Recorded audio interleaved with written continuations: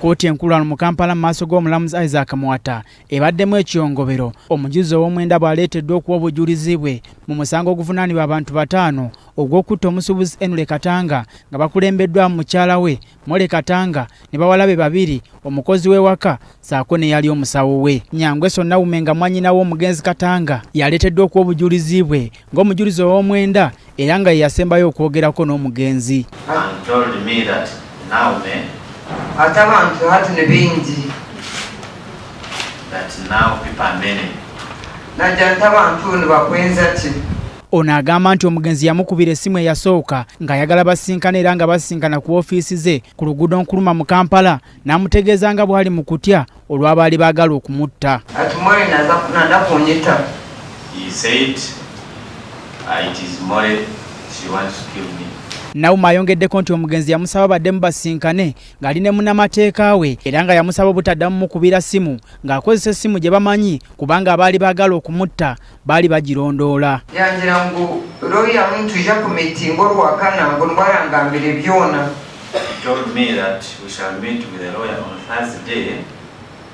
That is when he will tell me all the... Omujulizi ono y'omwera ayongerako nti olumu omugenzi yamuyita ku ofiisi ye yemu n'amukwasa ebiwandiiko okwala ebyapa by'ettaka n'ebiwandiiko ebirala ne bagenda okugula seefu ku luguudo lwa Nassau Road mu kibuga Kampala okuteekamu ebiwandiiko bino era olwamala ne babitwala mu maka ga Naume e Bugoloobi. Mu mbeera y'emu ono agamba nti ono yatandika okweraliikirira era n'akwasa ono ensimbi zaakuna emitwalo 10 okusobola okugula essimu endala n'essimu kaadi gye banaakozesanga okwogera. Nateera essimu yawe otakugikwata.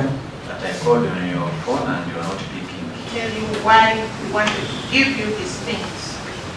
Akajangu Mole namuronda nandangwa konanda kumwita nambuze kyakwenda kumwitira nengi.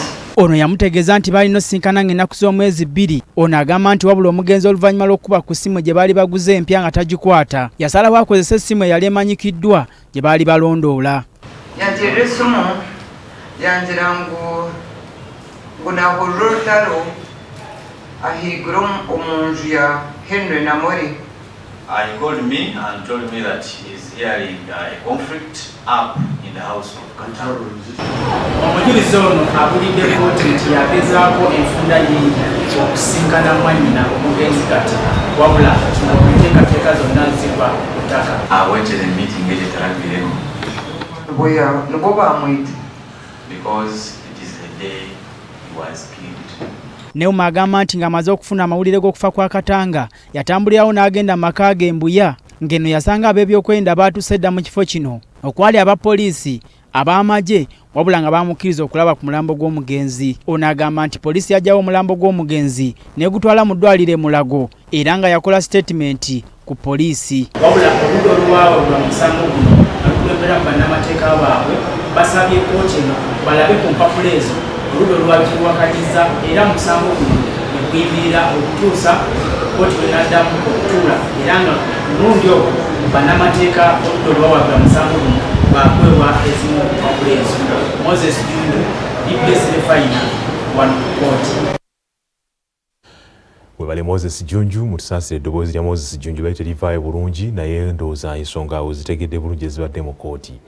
Gavumenti ya Uganda etendereza enkolagana yaayo ne Korea eriyambye ennyo okuzimba eggwanga lino mu byokwerinda